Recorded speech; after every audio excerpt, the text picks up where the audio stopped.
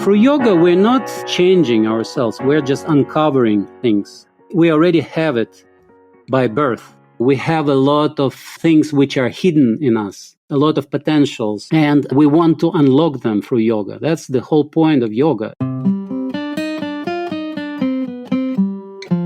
My conversation with Max Pranić, a yoga teacher from Montenegro, was fascinating as we discussed the distinction between real yoga and what is often now referred to as yoga. Max comments on the global yoga supermarket and how yoga can be treated now like a hamburger. I'm sure that this conversation will be one that will give you lots of food for thought. So if you're looking to tune into a podcast episode that's all about yoga in Montenegro, then this is the conversation for you.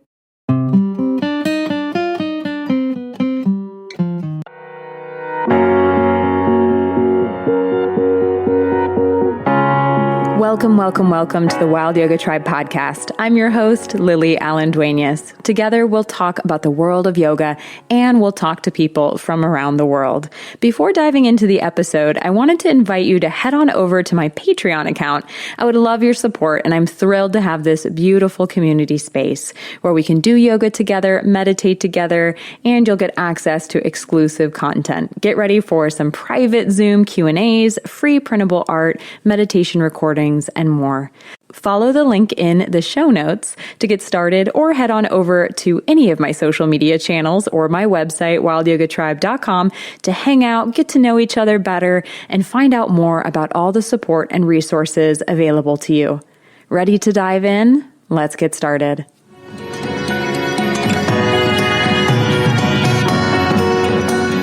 Namaste, family, and welcome back to the Wild Yoga Tribe podcast. Today, I am so excited to welcome Max Pranić onto the show today. He's a yoga teacher from Montenegro who has over 20 years of experience practicing and teaching internationally.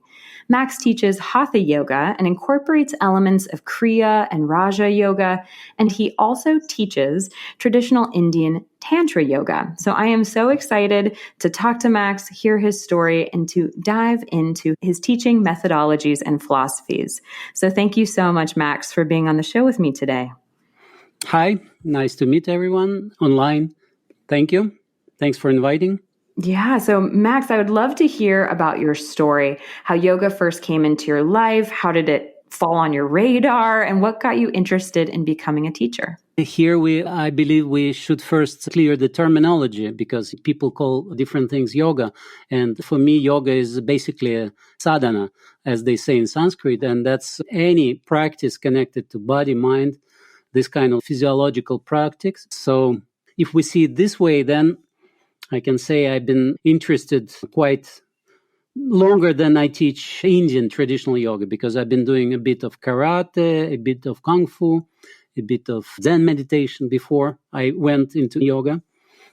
Because these days, usually when they say yoga, they see asana practice. Again, as I said, it depends how you see it. But if speaking of more traditional yoga, then I've been doing it over 20 years and teaching as well. First of all, I was just doing it for myself.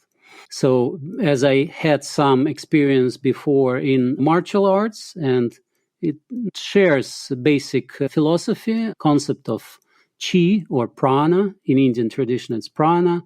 In Chinese tradition, it's chi or ki, energy. So we work with energy. We don't work just with muscles. I've been also studying some philosophy before, some Western philosophy. Then I got interested in Eastern philosophy and different streams of that. And Indian philosophy definitely has a huge depth and big history. And then I got into practice. I met some right teachers, some Western teachers, but then I was lucky to meet some real Indian teachers. And that's, I think, where my insight into yoga happened. Real yoga. Max, I would love to hear more about your experiences studying with these accomplished Indian masters and these schools, and how those experiences also shaped your understanding of yoga as genuine yoga or real yoga. I was lucky enough to meet some right teachers, I believe. Coming to India first time, It was in the beginning of 2000s. I had some hints where to look into, where to go. And then later I was more lucky to meet the real teachers who became my teachers. But first I spent some time in a couple of ashrams. For example, Shivananda ashram in South Kerala. To be honest, I mean, it was an interesting experience, but I didn't like the system that much, to be honest, because they have their own system, like 12 asanas and a lot of Vedanta teachings and all that. Then later on, I met my main teacher, you can say even a guru, who I've been practicing with and living with him at his house for some time. Altogether, I spent quite a few years in India. Not months. That was my main teacher, Sri Vagish Shastri. He passed away already. He was an old man already. He left his body. That was in Varanasi, and I was living on the Ganges. And that was quite a special experience. And he accepted me as a disciple. So that was quite an honor, and it's a responsibility for a teacher and for a disciple as well, because he was passing knowledge directly. Not in a group, not in a class, one-to-one, and passing a Shaktipat, that's energy transmission with mantra and all that. So it's a very classical approach to yoga studying. Let's put it this way. Wow. I didn't know you'd spent years in India and getting to live with your guru. That's amazing. Sorry to interrupt. When somebody says guru, there is a lot of misconceptions and esoteric stuff attached to it, and this new age stuff. When somebody in the West, especially, some people call themselves guru. No, that's just a guru is a spiritual teacher. Basically, it's not just a technical teacher or yoga instructor in a studio or like a university teacher. It is about yoga, but it is yoga as a practice. And it's about life, too. As well, yeah. All life is yoga, as Sri Aurobindo, a famous saying of Sri Aurobindo. All life is yoga. It's not just on the mat, obviously. So. Yeah, I couldn't agree more. It is, yoga is off the mat as well. And I know something, Max, that you're very passionate about is how yoga has spread all over and has transformed now away from what it really is. So as someone who is just deeply invested in the authenticity and the integrity of yoga as a practice, as a lifestyle, what are your thoughts on how widespread yoga is in the West and the distinction between real yoga and what is often now referred to just as yoga? First of all, let me put it that I try to be dispassionate, not so passionate about anything. That's one of the approaches of yoga, to stay dispassionate. Okay. And to kind of like to keep a philosophical mindset and attitude. I try not to put a conflict into this and not to be critical. There are all forms of practice, and definitely it's widespread, and I'm glad it's widespread. It's not only in the West, it's spread in the East, not just in India, and it's popular. I saw you had some interviews even with Afghan yogis. So it's quite amazing like how it's spread. And I'm glad that it's spread. But the only thing is sometimes with this, it became pretty shallow quite often. And it's, again, I don't want to be a judge or a boring moral guy who says, okay, this is not right yoga. It's just, for me, it's a pity that people take so little from this yoga, just from the surface, because it has such huge depths. It's usually either or. In the Western conception of yoga, it's usually a concept of yoga is here is yoga. Yogis do asanas, and here are Buddhists, they meditate, and here are like New Age circles and esoterics, and they do something weird as well. Especially it goes about Western Tantra. That's the biggest misconception. And yoga is just yoga. It's just a practice. And again, you can do the same practice, but make it much deeper when you do it. Because when you, even starting with a physical practice, with asanas, with different kriyas, movements, I'm not talking about subtle techniques, but just major balancing, working in a class. I teach to very different audience. And my approaches are different as well, depending on the class, on the people I teach. Again, like you can just do even working Like I work with tourists and clients of expensive hotels. I definitely don't teach them Indian traditional tantra, right? It's more hatha classes, but still I try to show that it's not about muscles like a fitness class, right? It's about energy flow in the body, about connecting breath, movement, or static position, connecting body, breath, and mind, trying to put it together, to synchronize. That's the whole point of practice. Otherwise, it's just another form of fitness. And I prefer when they come to yoga class, they do yoga. And when they come to the gym, they do fitness. And I think it complements each other as well. Nothing wrong to work with the machines, with the fitness instructor. Plus now the fitness really developed a lot. I have some friends, fitness instructors, and they teach smart fitness, like understanding about all new concept about muscles and all that.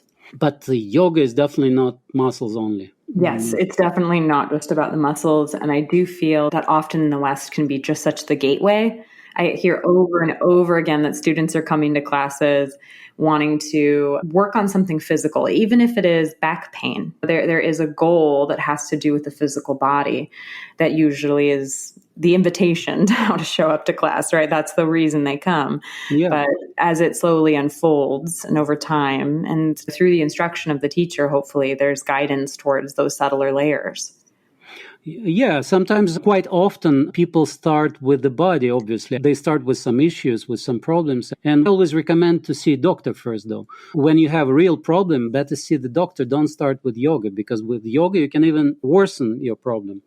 If you come to some hatha class and there is not enough alliance, or I would say even like Ashtanga Vinyasa, something like that, this kind of like style, which is very dynamic, and you can easily get an issue with the body, especially if you're not 20 years old anymore. And very often people come in the West, when I say in the West, around the world, not in India. When people come to yoga, usually they're not 7 years old, as traditionally in Brahmin families, right? From 7, from 8, they were taught yoga when they're really flexible, no issues, no stresses yet.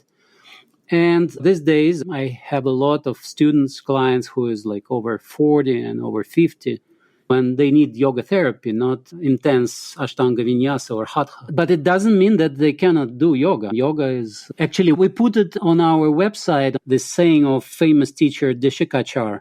He's not that much maybe famous as Iyengar or Pattabhi Jois, but he was a son of Krishnamacharya, one of the gurus of yoga of 20th century.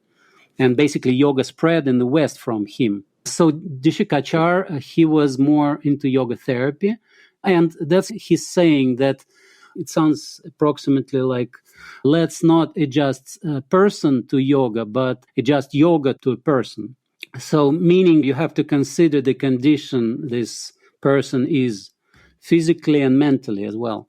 And that definitely goes well with individual practice, because in a group, you cannot really work like that. You work with a group.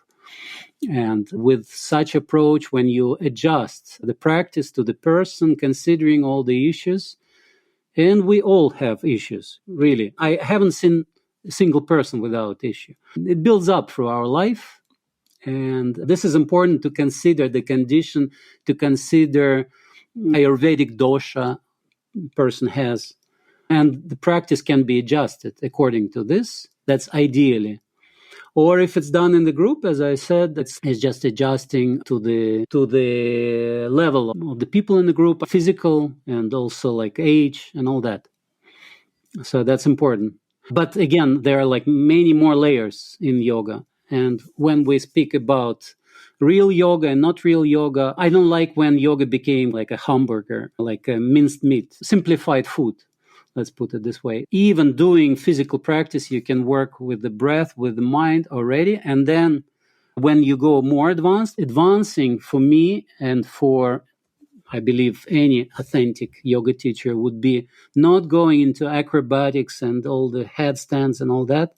So it's because it's not acrobatics and gymnastics and aerobics. Advancing in Indian traditional approach to yoga means going into more subtle techniques, more inner techniques.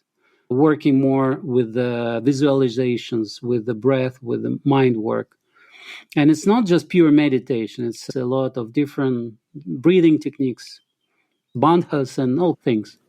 And quite often teachers don't even know them these days. Yeah, that is the kind of epidemic of that, of just the asana. Instagram helps with that because Instagram basically it's opposite of yoga because it's quite a lot of show off in social networks. So true, but also it's so hard to really photograph pranayama or bandhas in a way that would translate in a way that would be successful on that medium. I think the medium is meant for the showing off, turning bodies into pretzels type of thing. That's what the platform itself wants you to post. Yeah, that's why Brahmins never wanted to popularize yoga. Brahmin, the caste, original caste where the yoga came from, not just centuries, thousands of years, they've been developing these techniques. And it was transmitted from Brahmins to Brahmins. It was quite, in a Western worldview, it would be a snobbish approach. They wouldn't give it to other castes, this knowledge, because it was a sacred knowledge. And yoga meaning not just asanas here. For sure. I'm grateful that it has been given to the masses. I'm grateful that anyone and everyone can have access to this. Just the accessibility, whether it's on YouTube or whether it's at a studio, it is all over the world, which is a focus of the podcast and of just me being a citizen of the world. And I know, Max, you are as well. There's so much gratitude I feel, but I do understand that it is a sacred practice that has been treated now in a way where it's not being treated as sacred anymore. It's treated as a product, and we're all in the commerce of yoga in a way.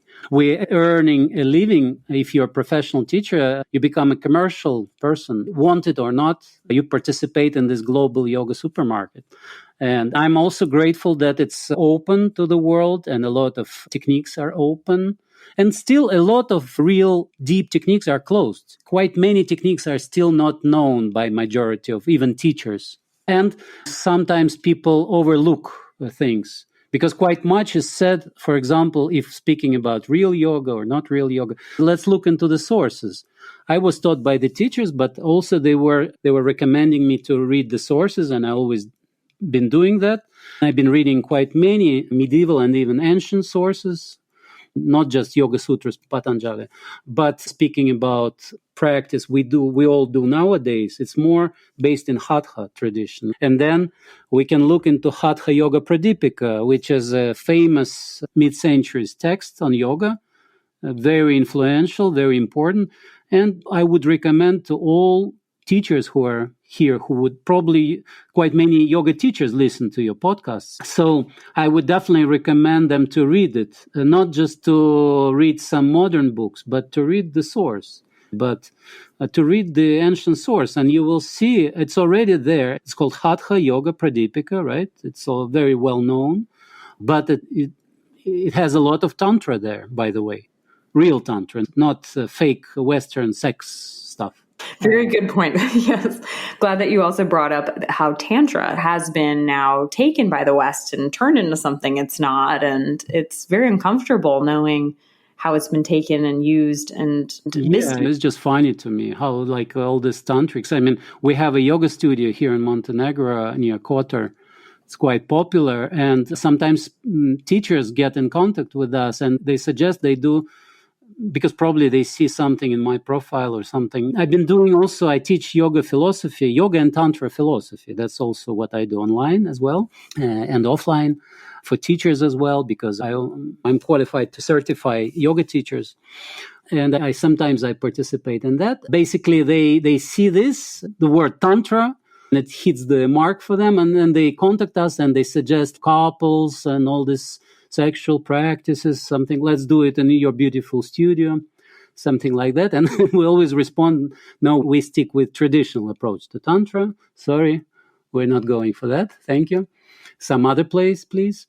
Because actually not many yoga teachers realize that yoga is a tantric practice. It came from Tantra directly by Gorakshanath, by Matsyendranath, those famous yogis.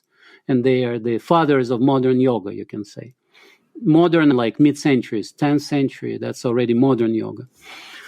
Do you want to expand on that a little bit? How all yoga is Tantra? It comes from Tantra because it's working with energies. Yoga Sutra Patanjali's, that's Raja Yoga, classical Raja Yoga. In yoga teacher training, they all go for this text usually. If it's a good yoga teacher training, they usually study Yoga Sutra Patanjali, which is strange to me because they usually study Hatha in yoga teacher training. And when I say Hatha, it's vinyasa, basically. It has roots in Hatha. And Hatha yoga is a tantric practice in itself because it comes from the concepts developed by Tantra. And it's by those original yogis, rishis of mid-centuries. It was transformed from tantric practices because Tantra involved a lot of ritual as well. And it was a bit more kind of simplified in a way. Not really simplified, but kind of like they got rid of rituals and made it more like technical, a bit more dry in a way. I can read you hours of lectures about that, but I don't want to go too deep. We don't need to dig into that, but thank you. It's just my point is that if you read Hatha Yoga Pradipika, which is most of the teachers, they've heard about this text, and it's classical Hatha Yoga text, you will see a lot of Tantra there because real Tantra is basically energy work, and by the time it's kind of like yoga developed from there, teachers came to understanding that the approach of classical Raja Yoga doesn't work. Yoga Sutras, they worked. It's really hard to work with your mind when your body is not ready. And in this way, it's very modern concept because all modern people are too stressed, too stuck with the bodies, with the minds. And first you need to unlock them, to let the energy flow. And then only you can start working with the mind. So basically a meditation, which is an integral part of yoga, it only might happen in an unlocked, purified body. If your body is blocked, no meditation will happen. And if speaking about goals of yoga, samadhi is like the 8th step of yoga, is one of the main goals of yoga. Basically, you become one with yourself. First, you integrate your body, your mind, and then you get integrated with the higher energies. But we're not going into there. And I'm glad we went into it this far. I really appreciate you giving that big, broad brushstroke of what you meant. And we do have a lot of yoga teachers who tune in, so I'm sure they'd find that interesting. And one other element I really want to ask you about, Max, is I wanted to ask you how you incorporate the element of Ananda, and just for our listeners, that would translate in Sanskrit to bliss or joy. There's no English equivalent, but that's the best we can do, because I know that's an element of Ananda that you incorporate in your teachings and in your practice. And why do you feel that is an integral part of the authentic yoga practice? There is a famous saying in Sanskrit coming from Vedas, from Rig Veda, Sat Chit Ananda. That's the concept of higher consciousness. Basically, Sat is Satya, truth. Chit is mind or consciousness. And Ananda is a bliss. That's basically the attributes of Shiva, or one of the main gods of Indian pantheon. Or I'm not going too much into esoterics. I'm just wanted to say that Ananda is a really important part because that's the attribute of our consciousness as well. Through yoga, we're not changing ourselves. We're just uncovering things. We already have it by birth. We have a lot of things which are hidden in us, a lot of potentials, and we want to unlock them through yoga. That's the whole point of yoga. It's really important to have this non-achievement attitude. Ananda doesn't come without ahimsa. Ahimsa is a non-violence. That's one of yamas of yoga, a very important one, because you start with yourself. Ahimsa is non-violence in Sanskrit, non-violence. A lot of practice in the West is violent practice. We're violent towards our bodies and mind. And we want to achieve something. And that's the most difficult concept, hard to grasp for a Westerner, this non-achievement attitude. Because yoga, unlike sports, unlike fitness, unlike Olympic Games, we're not achieving anything in yoga.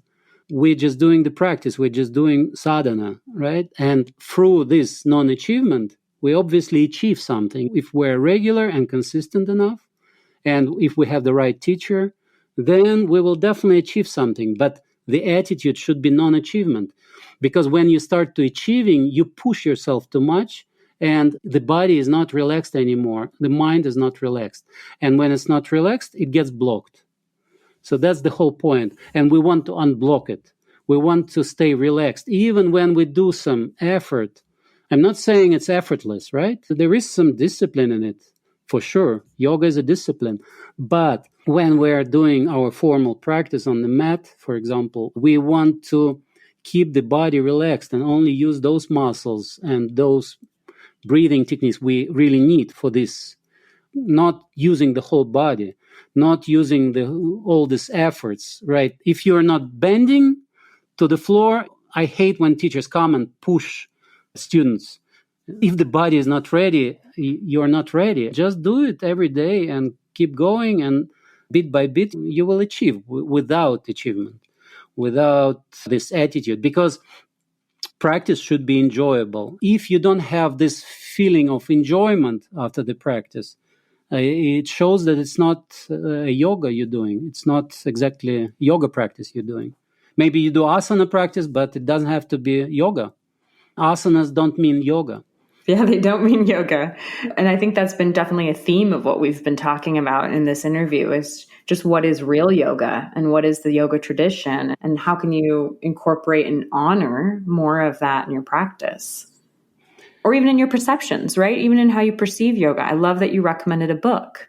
I love the Hatha Yoga Pradipika, which hopefully everybody has. And yeah, it's a famous, it's available. It should be on your shelf. Yeah. Yeah, definitely. It's just one. There are many, but I'm naming the most common and known book. So, Max, I asked this question to every teacher who is a guest on the podcast. What is your personal definition of yoga? I know we have the sutras. I know we have definitions from texts to fall on and to lean on, but what is your definition? What does yoga mean to you?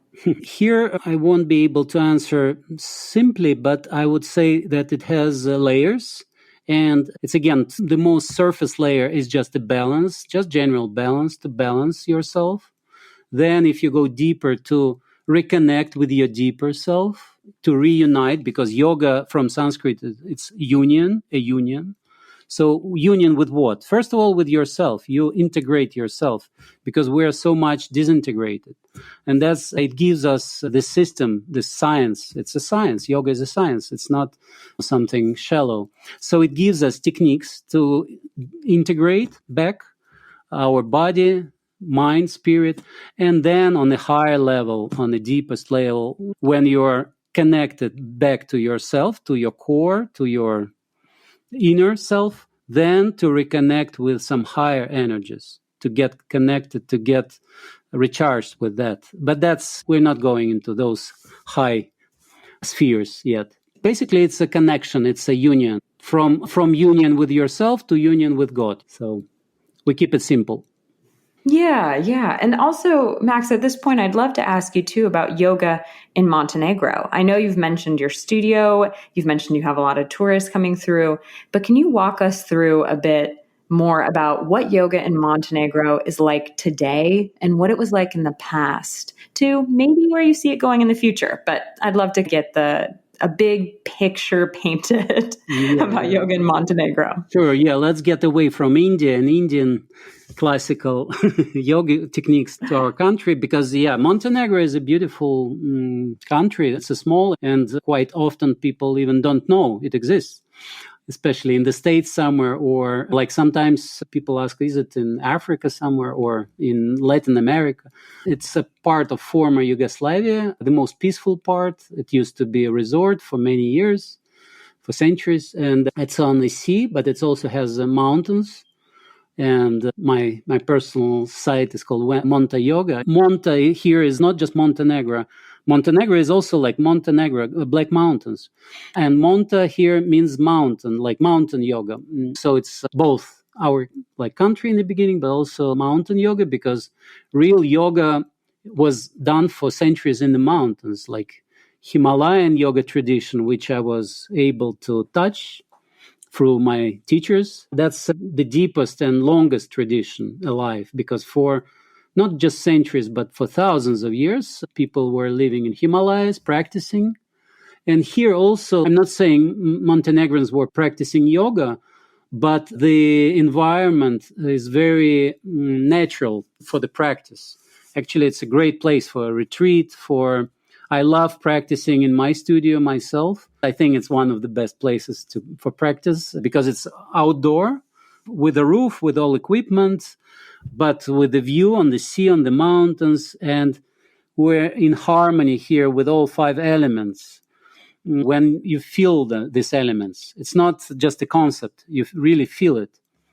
Earth, water, air, fire, and space, obviously. It's a very special place for practice, and I cannot say that Montenegrins are yogis. It became more popular with local residents.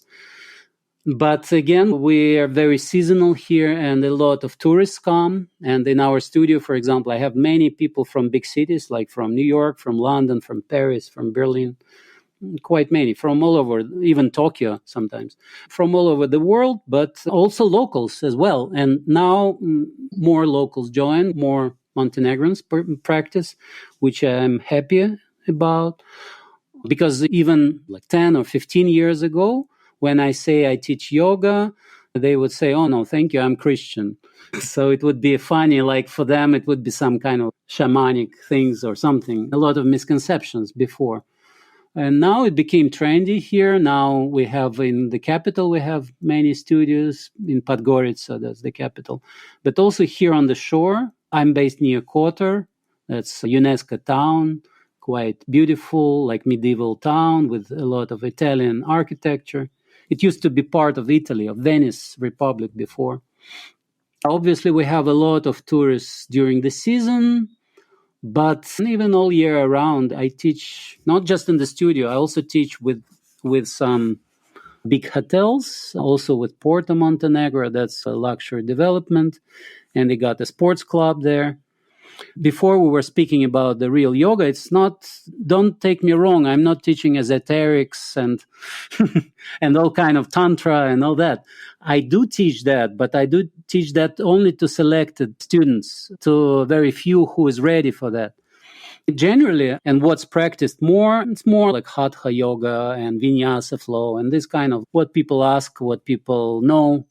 And when you come for a vacation, you don't need to go into depth of all these concepts and doing kind of like advanced practices. I never do it in my general class. I would try to work with the general balance to help people enjoy themselves, to balance the whole system, to unblock a little bit, and just to enjoy. Yes, Ananda.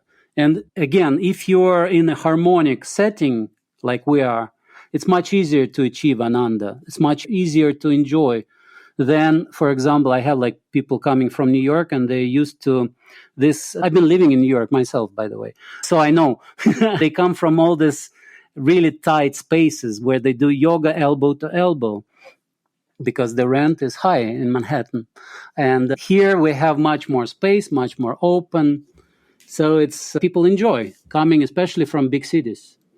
Beautiful. I love how you've painted that picture. And that's what I was looking for, right? The painted picture of yoga in Montenegro. Yeah, it sounds absolutely beautiful. And I love that your studio has an outdoor element to it, covered, which is perfect because yoga in direct sunlight is tough and not always good for you. But love that it's covered. It sounds beautiful. So for those of our listeners who very interested now in all that you said, can you tell us about Montenegro in general? What is your country known for?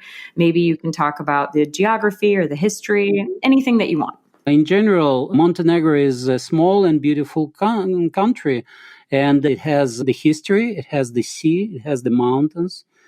And actually one of the slogans of country is wild beauty, because it's quite unspoiled. There is not much production here. Even during Yugoslavian times, which were quite short. But even before, it was always a place to go for vacation. Definitely no big industries here. And if you read, again, Hatha Yoga Pradipika, it starts with that yogi should find a quiet and peaceful place where nobody will be disturbing him. So it very much corresponds with our settings here. And it also has a very deep an ancient history here, coming from Roman Empire, and also later, for many centuries, we were part of Venice Republic. It was a trade republic, and Montenegrins were famous captains doing post deliveries, mail. So it was mail ships and courier service, like in mid-centuries, done by Montenegrins. They were fastest captains in the world, actually. So there is a lot of marine history, but also a lot of beauty in the mountains as well. And it's only like a couple of hours of ride, and you change the scenery completely. You go from the shore, from olive trees and palms, you go to wide forests, mountain lakes, much cooler, really nice for practice as well, by the way. And I hope to develop a yoga studio there in that region as well, because it's so beautiful there. Also, the area of my country where I am, near Kotor, you can Google, Kotor is a beautiful UNESCO town. This part was also a long time under Austro-Hungarian Empire. It was part of Austro-Hungary. It was also like some war history here during World War One. But now it's really peaceful and beautiful, and just a lot of development as well. But they try to keep this development like controlled, and especially where I am, Boka Katorska, that's the Bay of Kotor. It's really wide and deep bay, like a fjord, like Norwegian fjord in a way, going deep inside in the continent. And it's protected by UNESCO, so it's, thank God, we don't have that much development here. The nature is preserved. Wow. I love that the nature's preserved. It sounds just stunning. Everything you keep telling me makes me want to go. And so, Max, for our listeners who maybe want to reach out to you, learn more about you, or follow up on something that you said in the podcast, I'm going to link your website and your social media accounts in the show notes, as well as on my website, wildyogatribe.com/yoga in Montenegro. But would you like to share here on the podcast audio part itself, what's your website? Yeah, sure. It's monteyoga.com. And also our studio, Yogaboka.com as well. Yogaboka is like yoga, and Boka Katorska. That's the Bay of Kotor. So it's yogaboka.com and monteyoga.com. If somebody is interested, I have few courses which I do, which developed from my workshops. My main course is Kriya Raja Yoga. That's more like deep yoga, and usually I accept people only who already been doing some yoga before, not from the scratch. Also, I teach a course from yoga to meditation, linking asana and more physical practice to meditative techniques and practices, and showing the yogic approach to meditation. The third one, I do also like yoga and tantric philosophy as well. It's more like theory, mostly for yoga teachers. It's not that much advertised. I should put some information on that. So if people are interested, they might write to me and I'll respond. So just writing on WhatsApp or on email, it works best for me. Perfect. I will be happy to share those websites, as I mentioned, on my website too. So, Max, it has been such a joy to be with you. I've had so much fun getting to know more about your story and also all your thoughts around yoga and real yoga. So thank you so much for being with me here today. Thank you, Lily. It was a pleasure. I hope I didn't put too much information for people and not overwhelm them with all this like more professional yogic thoughts. So I hope it's okay and it's not too much. And it was a pleasure. Yeah, it was nice to be with you and to share, because that's basically, let me put it in the end, that's how I see myself as a teacher. That's very traditional approach to teaching yoga. I see myself only as a tool passing this knowledge through, not as a famous expert Max Pranić doing teaching. I have been discipled to many great teachers, and they've been passing their knowledge through the lineage. That's very important. In classical and traditional yoga, you have a lineage, and you feel this lineage behind you.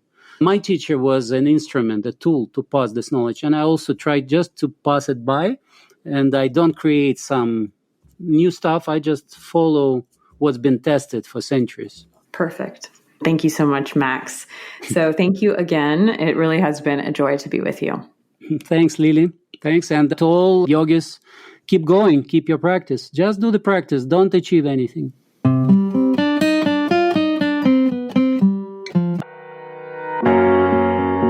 Thank you for the gift of your attention today. If you feel called, please share this episode with someone who you think could benefit from it. Leaving a review would also be so appreciated. I also hope you can join me online on my website, wildyogatribe.com, or on social media. I would love to get to know you better.